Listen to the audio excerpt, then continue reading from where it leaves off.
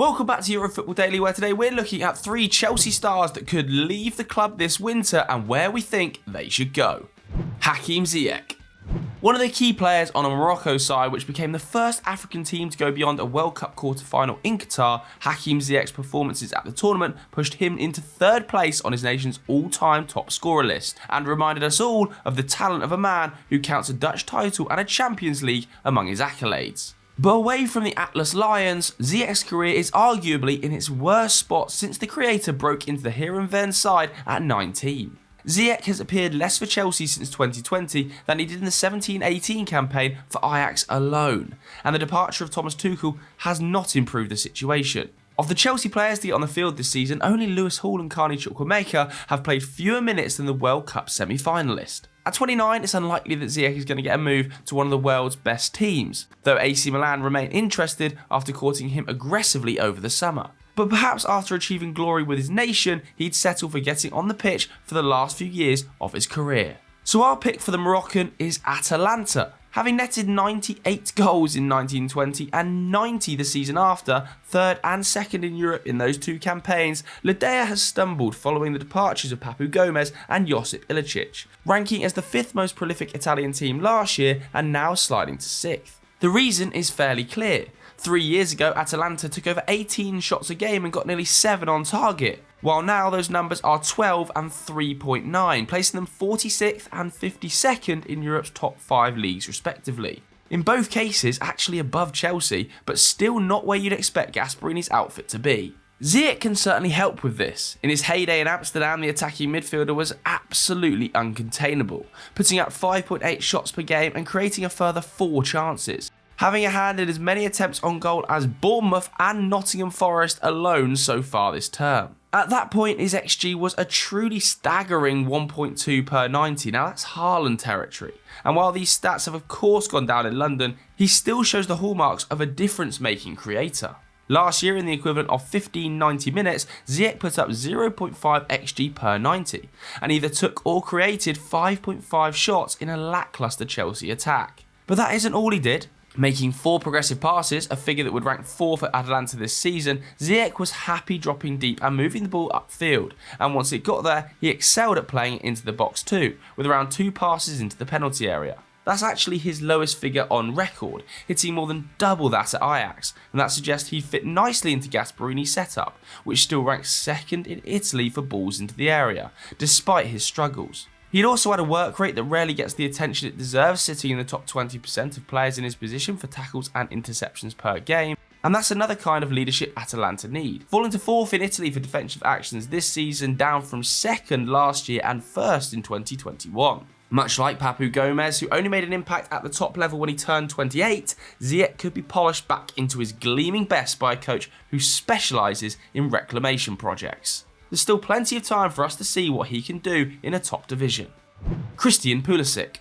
Much like Ziyech, Christian Pulisic is in the shop window after a strong World Cup. The American, who only recently turned 24, had a hand in every USA goal at the tournament, notching 1 strike and 2 assists and earning a Man of the Match award against Iran and England, with only Messi and Mbappe more frequently named as the game's best player. That's nothing new though. Pulisic often reserves his best football for his country, picking up 36 goal involvements in 56 caps. But the difference between his domestic and international form has never been starker. So far this season, the former Dortmund man has 400 league minutes and 2 goal contributions, and according to Transfermarkt, his value now stands at around €38 million compared to the €60 million in early 2019, making it no wonder that the player and the club are both contemplating a January transfer, with teams like Man United, Arsenal and Newcastle all reportedly on alert. You could make the case that any of those sides would be an interesting home for Pulisic, but you could also consider a move outside the Premier League, and assuming sanctions don't stop them from signing players or see them drop to Serie B, we'd be intrigued to see the attacker land at Juventus. The Bianconeri have struggled this season to move their possession into the most dangerous areas of the pitch, taking just 19 touches in the box per game, ranking 53rd among the 98 sides in Europe's top 5 leagues. And once they do get there, they have no output from anyone except the conventional centre forwards, with only Moise Kean, Dusan Vlahovic and Arkadiusz Milik taking more than 2 shots per 90 this term, and having scored 14 of the team's 24 goals in Serie A. Now that's not necessarily a problem. It's good to have 3 prolific strikers in your squad, but you can't play 3 number 9s at once. And Pulisic would offer a more versatile threat, especially in the continued absence of Federico Chiesa, whose injury issues have limited him to just 21 appearances in the last 18 months. At his best in his final campaign in Germany and first in England, Pulisic shone as an inside forward, taking 3.3 shots per game and racking up 0.7 xG per 90. And over those 2 years, he averaged nearly 7 touches in the box each match, ranking in the top 4% of wingers and far outstripping Moise Kean, the current leader in the Juve squad, with 5. Unfortunately, he's steadily been reined in at Chelsea, required to take fewer chances, and while that's meant he's nearly doubled his defensive actions per 90 over the last 3 years and lifted his pass accuracy from 75% to 80%, he's also got in the box less, with his XG dropping to 0.4 and then 0.3, as well as dribbling far less than before, falling from an exceptional 3 dribbles a match in the top 10% in his position to just 1. That can happen when you go to a bigger side. You're no longer at the heart of everything, and the manager may want you to play it safe while others are allowed to take risks, as we've seen with a player like Jack Grealish, who has struggled to adapt to a Manchester City side centred on Kevin De Bruyne. But Pulisic is dying for that key role. With his confidence dwindling across his time in London, his dribble success is down from 50% to 24%. His passes in the box have fallen from 2 to 0.2, and a higher proportion of his touches come from the defensive and the middle thirds than ever before. If given freedom again, there's every chance that Pulisic could make good on his promise he showed as a teen and start carrying his US form into club performances. Perhaps getting out of England would be the best place to start. Edouard Mendy.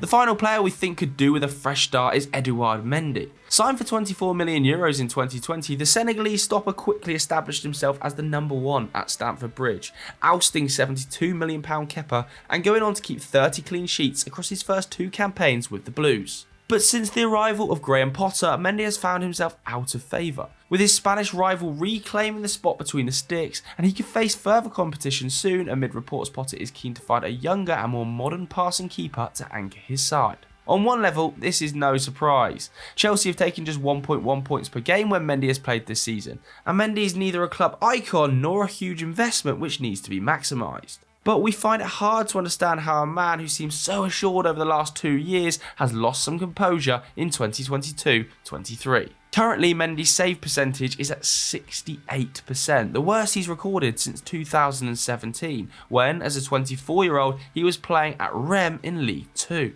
And far behind Kepa, who ranks 3rd among Premier League keepers this term on 80%. When you factor in shot quality, it doesn't get much better. Mendy's conceded 12 goals from slightly less XG, and he's also claiming a lower percentage of crosses than he did last season, and sweeping outside the box less. Perhaps it's coincidence, but perhaps it's an indication that his confidence is low. Add in a pretty nightmarish World Cup where one howler in particular against the Netherlands cost his nation, and it's easy to build a negative picture of Mendy. But there is no real reason to believe that this is his true level of performance. In France, Mendy averaged an 80% save rate across 3 years at Rennes, and 74% between 2020 and 2022 for Chelsea. While over the last 6 seasons, he comes out as a net positive versus XG, saving over 3 goals more than predicted in that time period. While he's coming for balls less often, he's still better at doing this than keepers like Alisson, De Gea and mooted Blues target Robert Sanchez. And even his tally of 2 errors leading to shots looks better when you consider Thiago Silva has the same number. So how about somewhere like Borussia Dortmund as a new home?